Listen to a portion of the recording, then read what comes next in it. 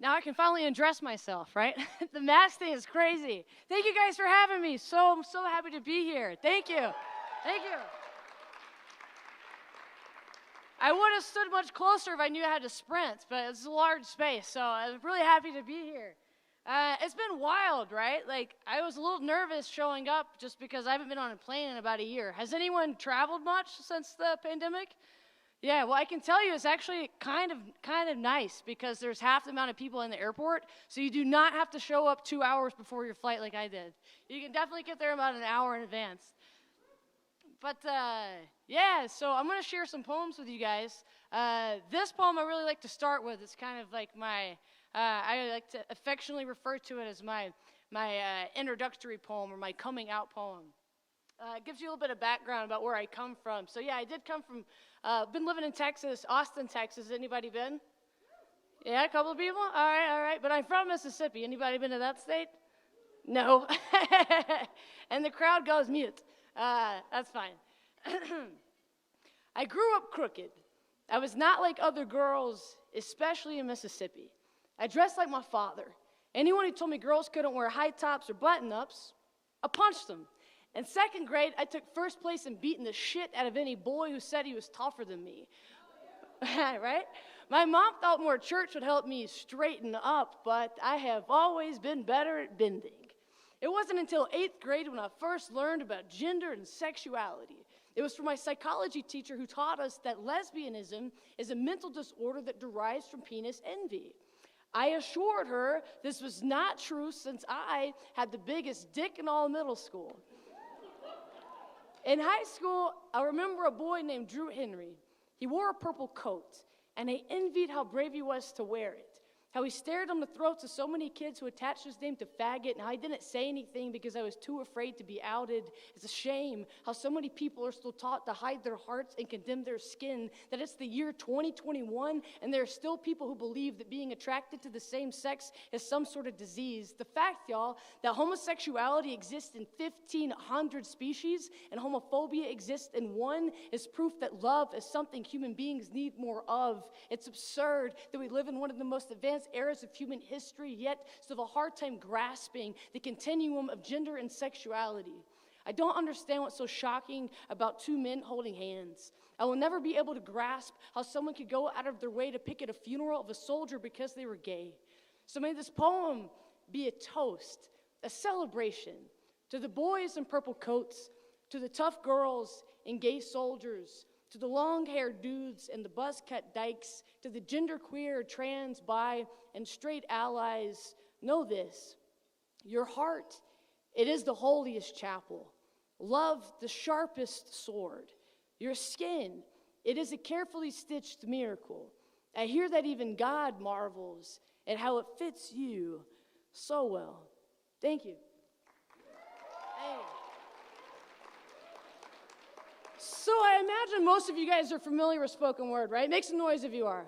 Yeah? Awesome. So you know it's a fun experience. If you hear something you like, you can snap, you can kind of clap, you can ooh and ah, you can make whatever noise. I don't really care. It's not synchronized swimming, so you have the right to have fun and be engaged, even though we're all kind of distanced at the moment. So, like I said earlier, I hadn't really been interacting with very many people live in person for like a year, which meant that I spent too much time on my phone. I think my thumb muscles are probably the biggest muscles I have from scrolling the internet for a while. So I did a lot of writing though in that time. Writing is what helps me kind of get out of my funk, and so I was in a funk at this time when I was writing this poem. I think it was maybe around April. And I found inspiration from a random place, Facebook, which I usually never find inspiration from Facebook. So yeah. We're going to see. Well, I thought this plug would work, but I don't think so. Usually you have some music that goes in the background, but it looks like this phone is too fancy. It doesn't have a regular USB hook, but that's fine. We'll keep it going. So yeah, this poem is called What Made You Smile Today? It's inspired by a Facebook post and a flower. I am aimlessly scrolling through my Facebook feed, a bad habit that I've been trying to quit, when I come across a post that asks the simple question, what made you smile today? We're on who knows what day of self-isolation where 22 million people have now filed for unemployment. Businesses have been boarded, hospitals still under-equipped, overcrowded, yet here we are still finding reasons to smile, still bearing the whites of our teeth like the only lamplight that'll get us through the darkness. It is its own kind of resilience to make laughter your lifeboat, to still dimple your way out of the desolate. This afternoon, I read all 168 comments of reasons why strangers smiled and how it reminded me that it is always the simple things that keep us alive. How someone posted about being mesmerized by the sunrise, and I thought, oh God, since when did we forget to look up? Another shared a photo of a field of flowers, and I thought, oh God, since when did we forget to look down? A confetti of ghosts, how they sleep until spring, waiting to blossom and graffiti the ground. You see, the flowers, y'all, they make me smile knowing that they never give up. The sun makes me smile knowing that it never stops rising.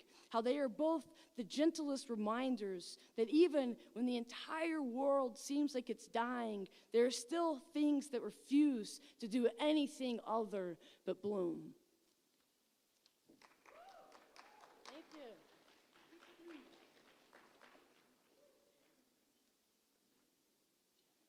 Oh, sweet. They have the fancy thing that I need. Yeah, make some applause for the tech guys. Yeah. Fuck yeah, man. That's exciting. Although, I think this is for an iPhone. I'm one of those people, Android. I don't know. It's fancy. It's a brand new Samsung phone. I don't know, man. I know. So, are most people, make some noise if you're an Apple person. Are you iPhone people? Eh? Okay, Android people? Hey! Android guy to the rescue. You wouldn't think that it would be this difficult, right? Wow. Jesus Christ.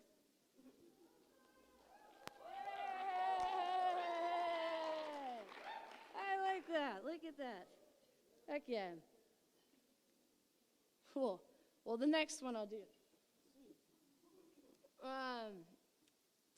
So how many people are studying in the field of education? Couple people? All right, yeah.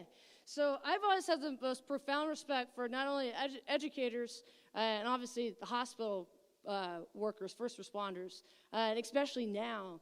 But and part of my my love for education is probably because I'm married to an educator, but because my wife, she's a school psychologist. So almost always she comes home and tells me stories about the kids she sees. Recently, she told me about a boy who could not sit still.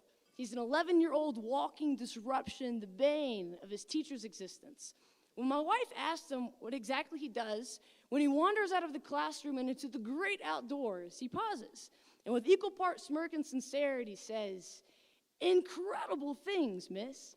To me, this kid knows more about life than any of the others still inside picking away at a test that's only going to be used to figure out where the jail cell should be built next. It seems to me that mediocrity is not a part of this kid's actions or vocabulary, since he occupies his time with nothing shy of incredible. No doubt he probably seems uncontrollable at times, but maybe that's because his mind is too much spark plug for the socket everyone around him is trying to plug him into. Perhaps the only reason he's getting tested instead of being placed into the gifted class is because no teacher ever learned that dark could shine like that. Show him how black can still cocoon you into butterfly kid. Marvel the English with your impeccable Spanish mouth. Let them know that brown skin is not a prerequisite for after-school suspension."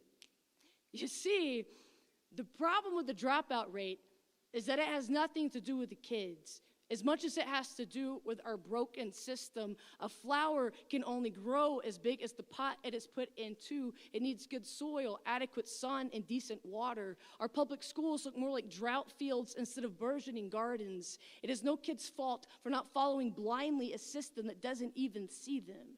for a country that talks so much about how superior our morality is, it is time for us to take our egos out of our asses and look at how egregiously godless our actions have become. The school to prison pipeline is not a myth, but it's a sad truth that too often goes unnoticed or condescendingly brushed aside. That's why when the school bell rings tomorrow, I want it to bellow, I want it to shout, I want it to shatter every window, breaking everything that attempts to keep education and opportunity out so that true learning can finally come through.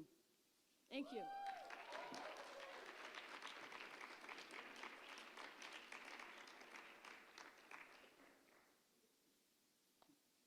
Oh, man. The thing they don't tell you about being on stage is it gets really hot up here. So sorry for me always having to pause to, like, drink something. It's just water, though, I assure you. It's Utah. I couldn't get anything else. So, bad joke? I don't know. I'm trying to fit the crowd here.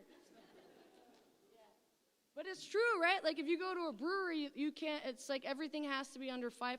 Isn't that, like, the way that it goes? Yeah?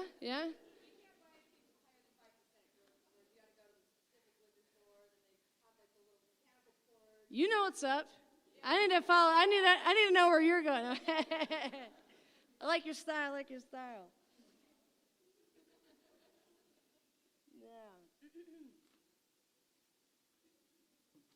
Yeah. No. I was just curious because you hear a lot of stuff about Utah, and I think Utah is a beautiful state. Another thing that I noticed about coming here is that you guys are tall. So, like, I'm 6 feet, and I usually have to, like, look down. But no, when I arrived, everybody was pretty much eye level. I was like, damn. And I see what you're eating, so it makes sense, because you guys are well fed. You get a lot of nourishment in these mountains.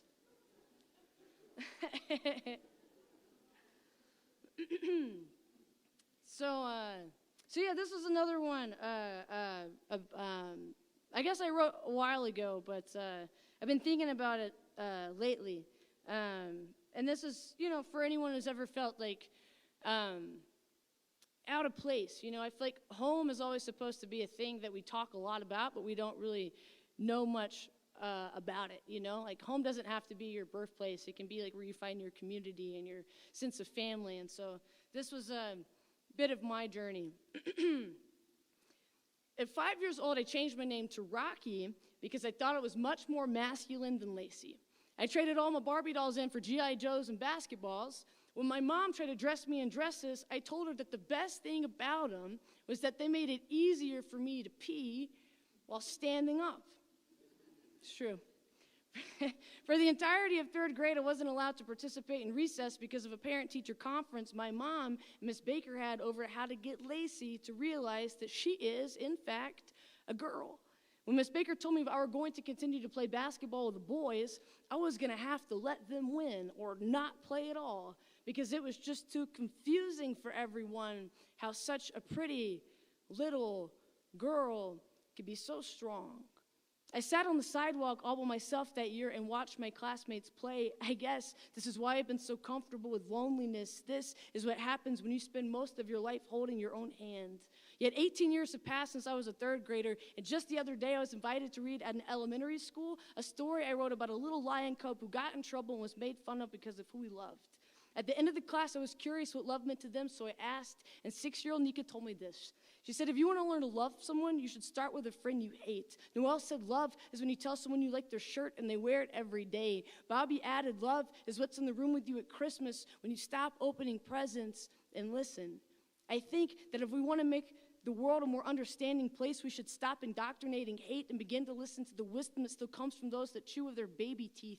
For not one of the kids in the class that day said love had anything to do with gender, but everything to do with the feeling you get when a person you like walks into a room. Ask Danny, age 9, who said love is as simple as a garden going bloom, as the firework boom inside of you. It's why I had to move some 2,200 miles away from my birthplace before I ever felt home, and yet there's still days I can't forget every time my Bible Belt town threw the buckle at my back, trying to beat the boy in me out, wanting to know if I bled pink or blue. In high school, I cut myself once to see if I could get the feelings I had out, as if attraction is something you could help. It was hard growing up in a town where being different scarlet letters you wrong. But what I know now is that you got to sing your unique, wear your awkward strong, and never be ashamed of the love you may contain for someone. How I was reminded of this while reading in that classroom full of kids who just sat there and listened with no care as to who or what I should be. They just hugged me and asked if I thought that little lion cub will ever stop getting in trouble for who he loves some days. With all the sincerity I had left in my breath, I told them kids, I don't know, but I sure hope so. I have my fingers crossed that the grown-ups will learn to see love like y'all do someday.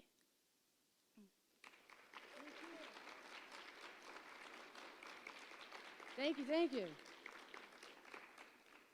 So yeah, on the drive here, I feel like I got to experience like 3 different seasons all in one day. It was like almost like a blue sky, like the color of that like blue light up there, and then on the other side it was just like sheet of rain, and then it was kind of like snowing in the distance. I was like, I do not know what clothes to be wearing for this shit. It is? Yeah. Well, we experienced our own kind of snowstorm in Texas. Did y'all hear about that? It was like national, world news, I think even. Yeah. So I can tell you it takes many pots of melted snow to flush the toilet, because that's what we had to do for like 5 days. Yeah. It was a total shit show. There was no water, no electricity, like it was just very apocalyptic. So I call it the snow apocalypse. Snowvid 2021 is my favorite. But yeah, it's been pretty interesting. So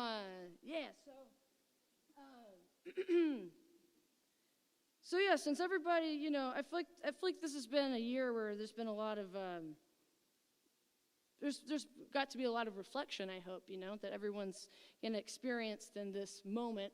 I call it the big wait, the pandemic, because it almost seems like everyone's waiting and waiting and waiting for things to go back to normal. And in that time, I know that there's people have been to deal with like mental health issues and whatnot. So I wrote this poem before all this happened, but again, it's the year of reflection, thinking about things. And this was inspired by a guy, Anthony Bourdain. Has anyone ever heard of him? Yeah. He's like, yeah. So he did he was like the chef that like, traveled to parts unknown, to food and cuisine and culture. And he sadly, took his own life several years ago. So I wanted this poem to be for anyone who's ever, just felt alone. But it's supposed to be uplifting at the end, I think. So don't get too sad.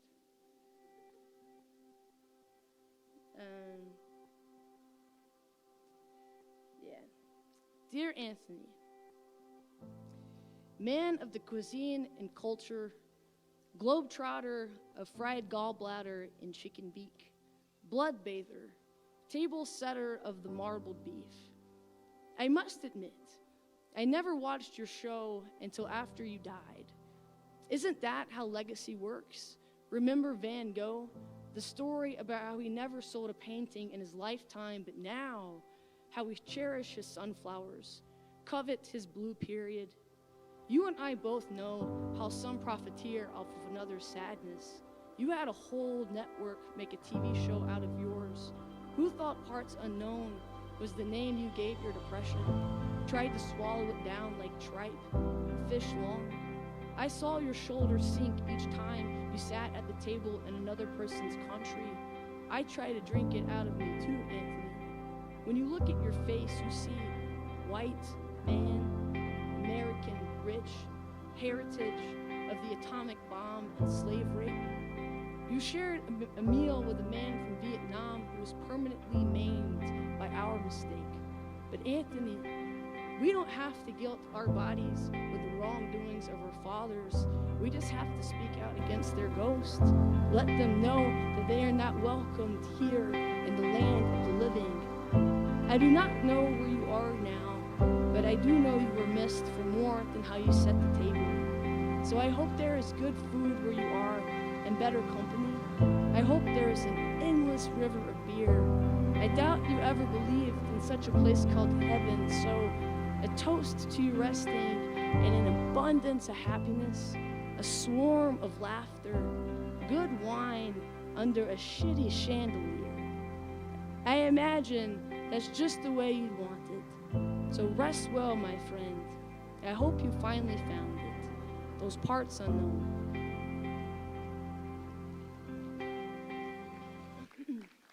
Thank you.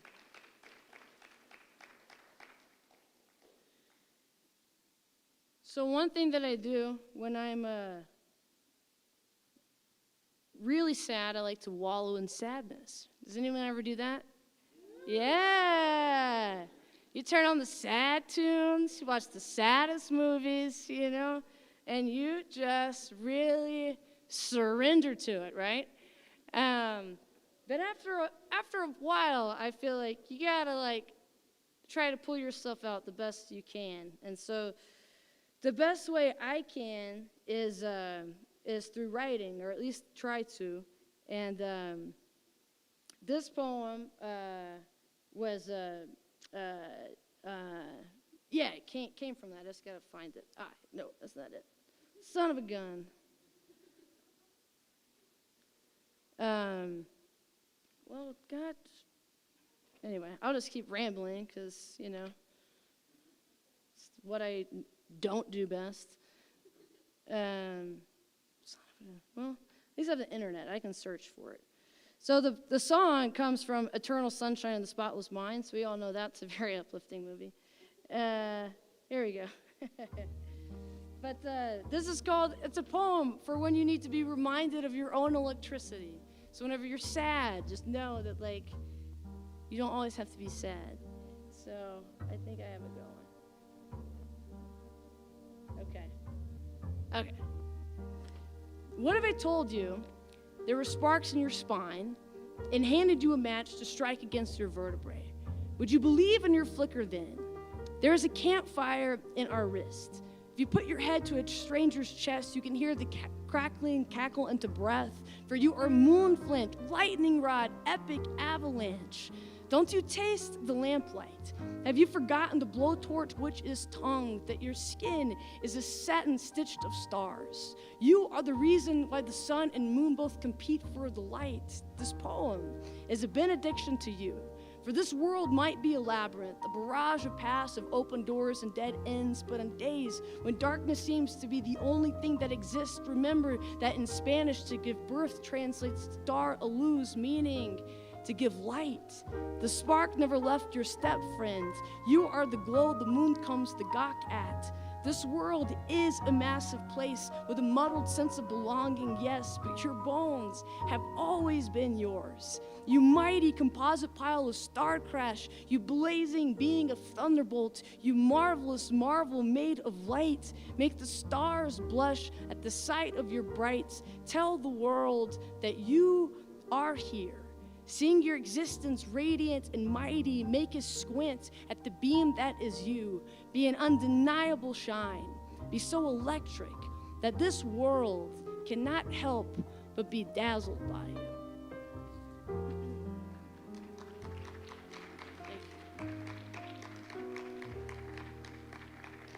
I feel like we all need to hear positive, uplifting things from time to time. Doesn't it make you feel good to know that you're made of stars? Is that cheesy? I don't know. It makes me feel good, to look up and, I don't know.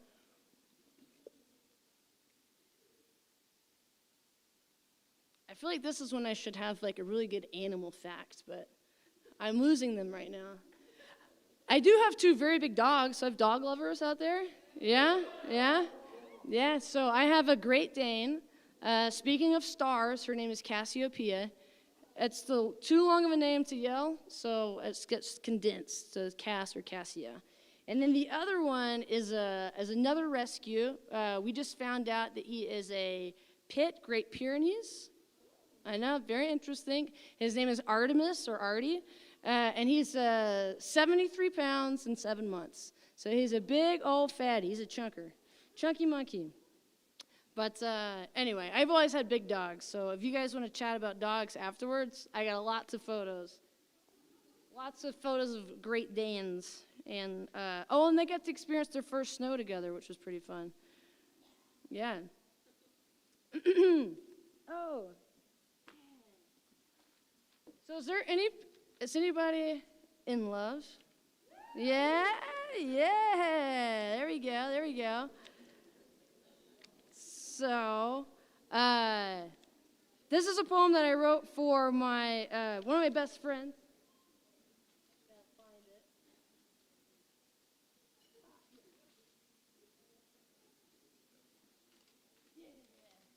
Yeah, so one of my best friends, she got married like 3 years ago. And so she obviously wanted me to like write a poem for her and her wife and to read at the wedding.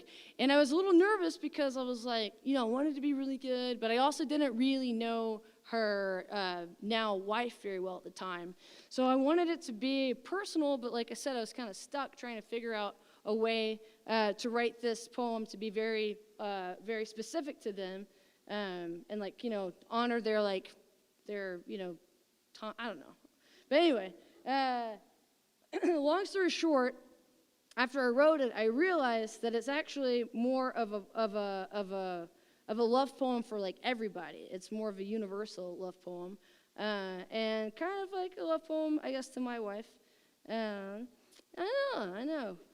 We've been together for a long time, which is crazy because before, I was not committed. So put it that way. There you go. Yeah, this is called, it doesn't really have a title, so if anybody wants to help me out with it at the end, feel free. It's, I think it's kind of, working title is Bonnie and Clyde, Fugitive Lovers. When there's food stuck in between her teeth, say something like, "You look exceptionally hot right now." And when she asks why, tell her that you think the black bean stuck in between her two front teeth makes her look so scrumptious. When she's grilling burgers in the backyard, come up behind her with all your sweet hands gently on her waist and ask if you can be her hamburger helper. And when she says, "No, get out of here, quit acting so damn silly all the time," snatch the buns out of her hands while run away yelling, "I guess I'll be your hamburglar then." It's a terrible fucking joke. Make the one you love laugh unabashedly. Apologize after every argument by holding your love so close you both star in the same dream. Be Bonnie and Clyde on their best day. Fugitive lovers.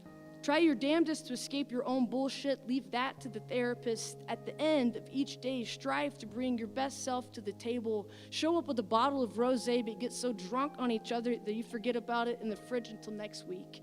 Be patient and kind with the one you love. For love is a journey, not a race, which is to say, love panoramically. Don't forget the moment because you're so focused on the destination. Sometimes you got to pull over on a busy highway in the middle of a rainstorm just to pick the prettiest wildflower you've ever seen. When the car is honking, you're crazy. Dance to their disdain and yell with all the joy in your chest. You don't understand because you aren't in love the way I am, motherfuckers. Yeah. Because that is what being in love should do to you. Make you feel like an astronaut the way all gravity is lost when your lover walks into the room. Kiss her in a way that makes every lightning bug in the world spark. When your love feels lonely or sad, do not tell her it will be okay. Tell her that you'll be a lighthouse, that sometimes we all get lost at sea, but the light at the shore will always be there, that it never goes away. Tell her that you'll follow her everywhere except in a hot air balloon, because you're really afraid of heights, and you also think sitting in a wicker basket 4,000 feet held up in the air with nothing but a blowtorch is a really bad idea. But if she wants to go, you'll offer to pay for the ticket and take all the photos, and your love will respect your decision to stay on the ground because y'all honor each other's boundaries. As you watch your love float away in that unsafe, flammable contraption of a thing because you promised you would never hold each other back, so you won't. Because promising you're forever together is not about going through the motions, but sharing the conundrum, experiencing the spectrum of all that is good and sometimes what is hard and sad and angry, because life is not one-dimensional and neither is a marriage. It is a kaleidoscope. It is a big house filled with secret bookshelves, hidden passages, and closed doors that you attempt to navigate the best way you can. And I'm sure you're going to stump your toes on the furniture from time to time. But you also come home to find all the best ingredients in the pantry that you never realized you had and make the perfect meal grateful together. At the end of each day, come with hearts full of fireworks and cotton candies, like love is the best kind of carnival because it is, and fall asleep to the gentle breeze of your lover's breath against your neck and the soft drum of your own heartbeat humming her name like an anthem you know all the words to. And that is perhaps the closest thing to a happily ever after that any one of us could ever be blessed enough to get.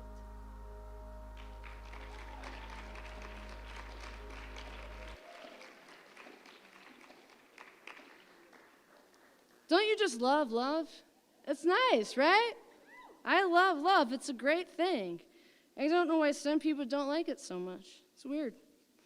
It's not very stressful.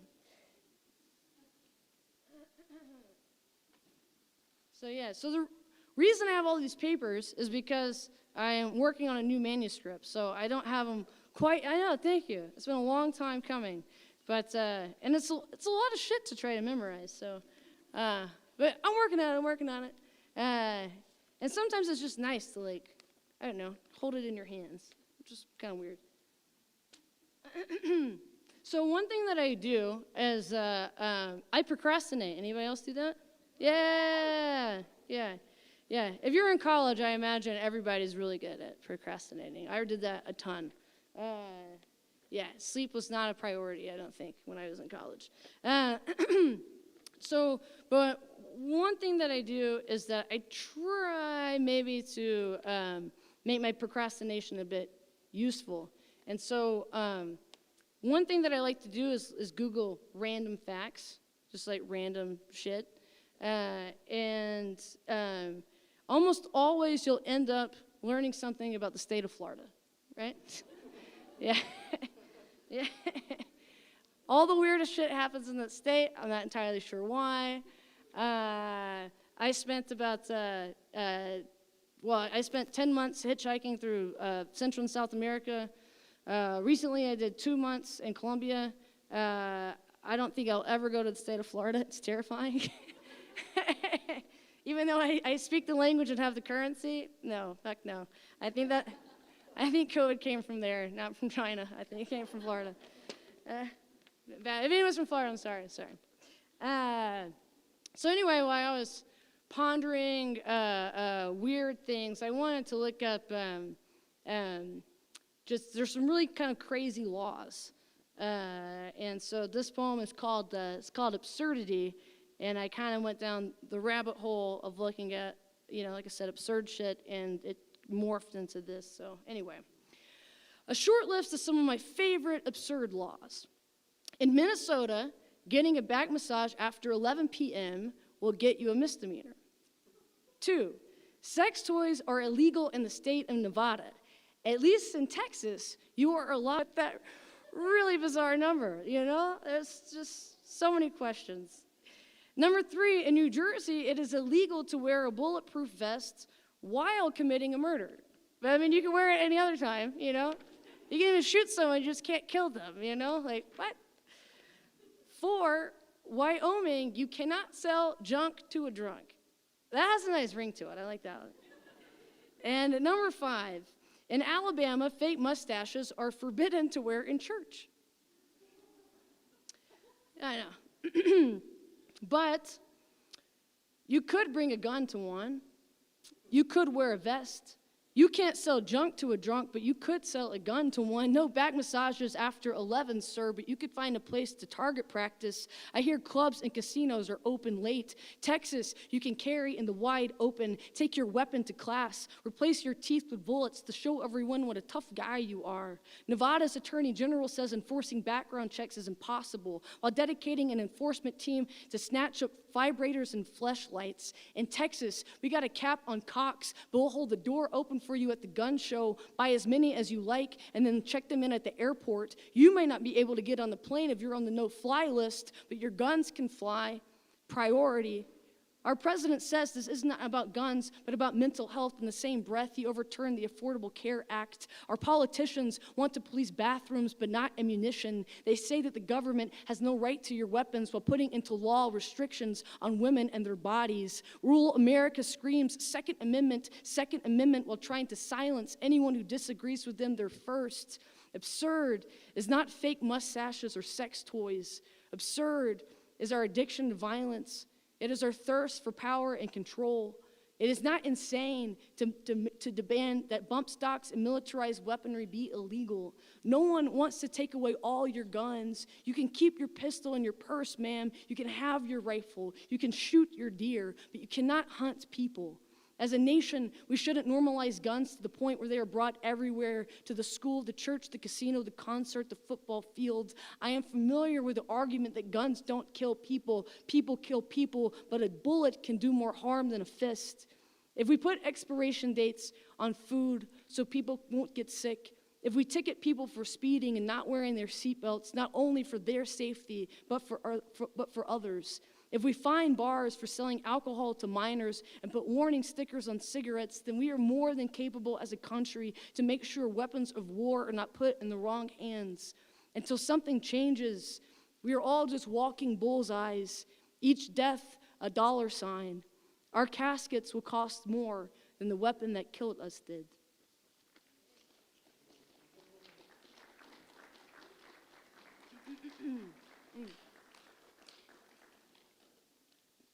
I wasn't planning on doing that one, but after hearing the news of what happened in Atlanta and Colorado, sadly found it fitting. My hope is that I never have to write another one of these poems, you know? But I guess to talk a little bit more of my perspective on it is that I think that it's more than guns. It's like I mentioned in the poem. We have this weird addiction, I think, to violence. We have this, it's a disease, you know, and it breaks my heart as a culture that we, I don't know, surround ourselves with this, I'm just going to read my poems. I suck at bantering. I try to get in depth, and then I'm like, nah, fuck it. I'm just gonna write. I'm just gonna read what that I wrote. So this is one that actually I think this is a pretty good segue. This explains better than what I was trying to get at. But anyway, so I wrote this one again, like in the middle of the pandemic. I guess maybe around like September or November, maybe. So kind of. We've been in it for so long, it's hard to tell what's the middle or not. So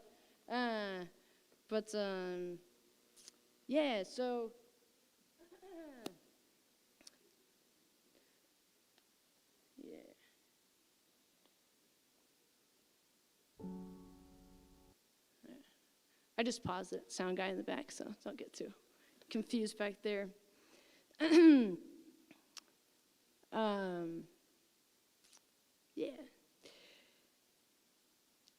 I forgive them their unhappiness. I forgive them. But I don't forgive them for turning their faces away, for taking off their veils and dancing for death. Mary Oliver. And this is a poem to the self-distancing protesters. You can call it what you wish. Freedom, liberty, hoax. The same as you did for Parkland, Orlando, Sandy Hook. But the fact is, hospitals were filled. There are parents, teachers, lovers, doctors who never made it home. children who received a burial instead of a birthday, and there were those who died alone. If I weren't so tired, so confused, so routinely disappointed, I would be apoplectic with rage as I have been time and time and time again, but not today. Today, my heart just breaks. It breaks for the healthcare workers risking their lives so that you can have your freedom. It breaks for those on ventilators fighting for breath as you use yours to shout propaganda, all while calling it patriotism. It breaks for your total disregard for anyone other than yourselves. It breaks that you do not know the difference between personal inconvenience and the well-being, health of someone else. And perhaps that is the saddest part, that you do know the difference and could care less. I wish you cared about discrimination as much as you care about getting a haircut. I wish you cared about women's rights to their bodies as much as you care about the rights to your guns. Don't lecture me about the importance of freedom, liberty. Where were you when I was fighting for my right to marry the woman I love? Where were you when Eric Gardner fought for the essentialness of air? You can have your freedom, your liberty, as long as everyone who is different than you can have theirs too. You can even have your hoax, as long as it doesn't interfere with experts that unanimously classify it as resoundingly false. And you can even have your anger, but you cannot have mine. That you have enough of. So instead, I wish you the compassion, forgiveness of Christ. If you one day make it to heaven, I hope the Lord has mercy, as I am afraid I would not.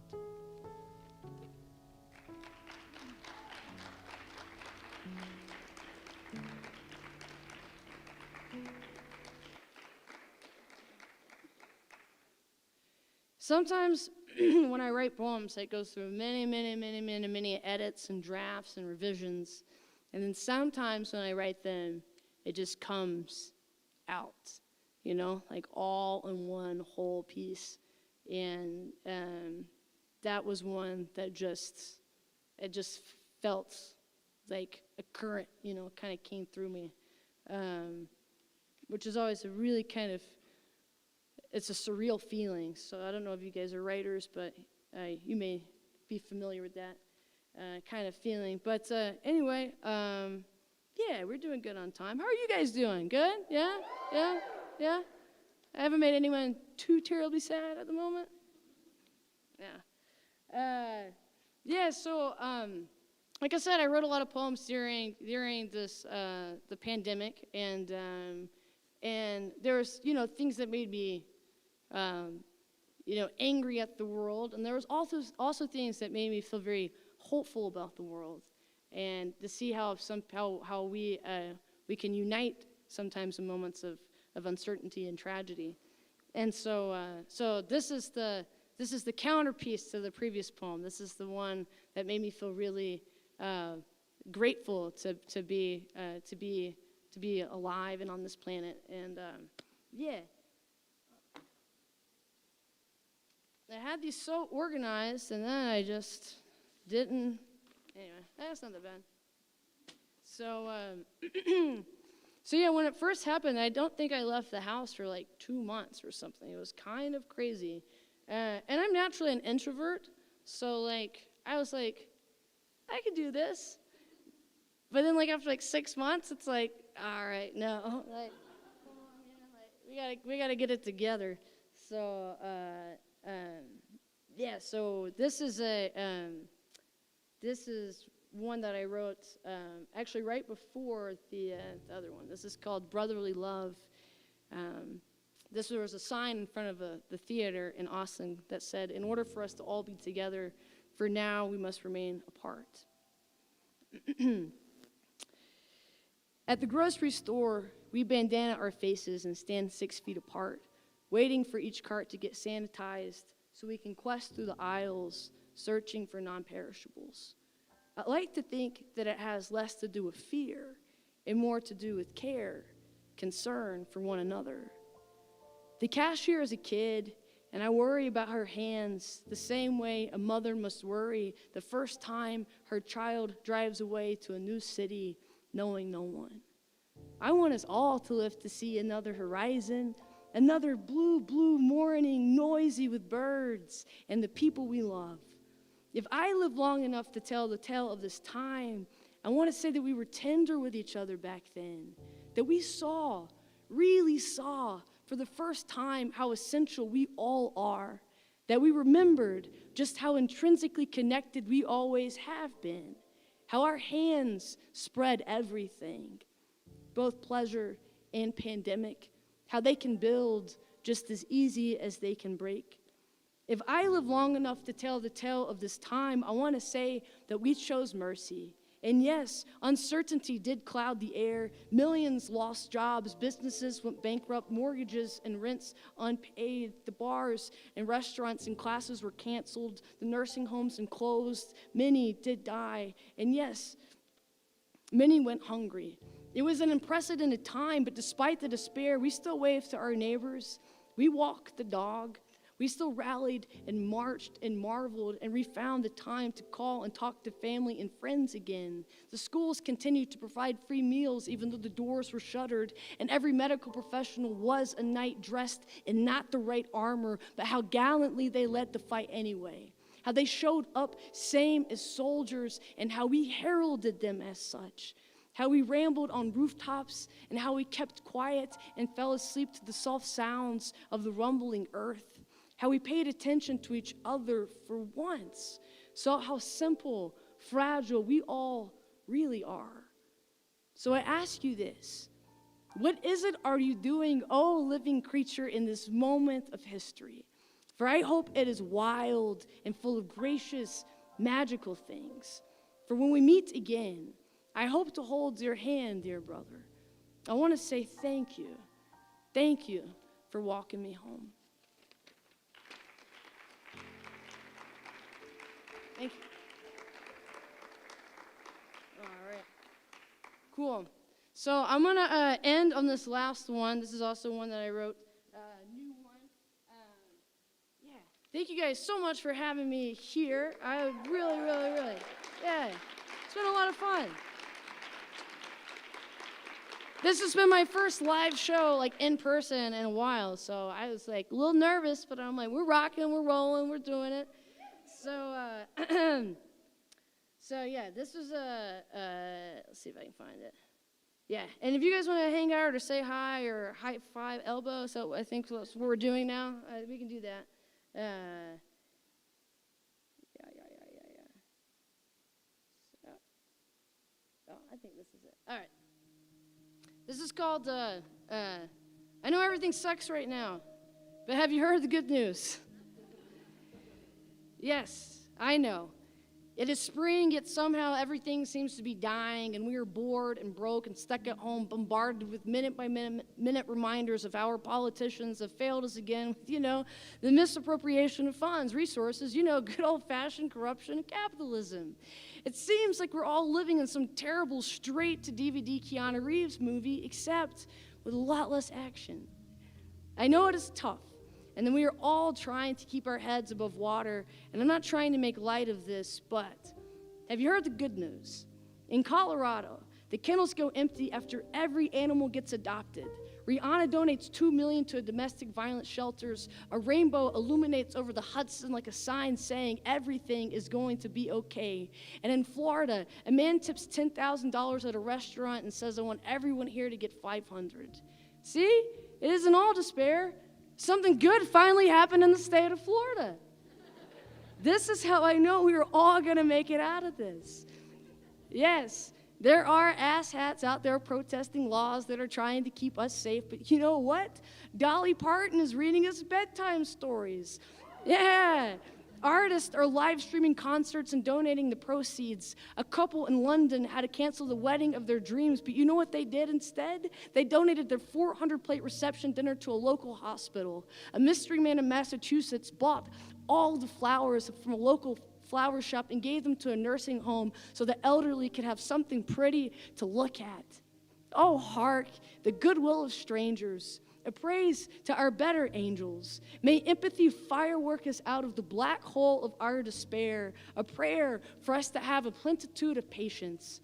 After all this passes, may we remember the importance of a farmer's good hands. Still clap for the doctors and nurses and first responders. Never forget how many people risked their lives so that we could live ours.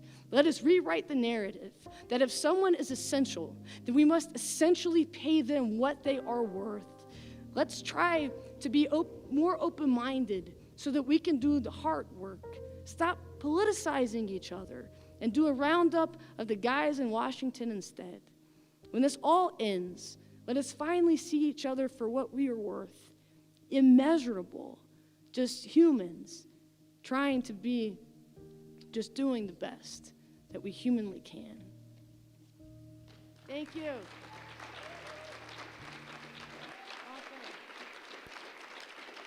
Thank you guys so much. Have a great evening. Thank you.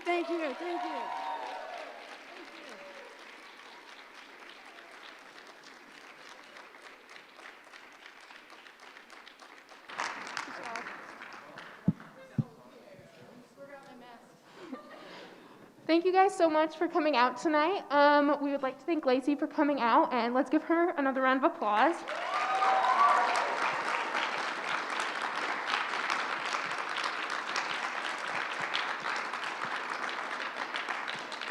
If you guys are still hungry, there is more food, and you're more than welcome to have more. But if not, then have a great night, and thank you for coming out tonight.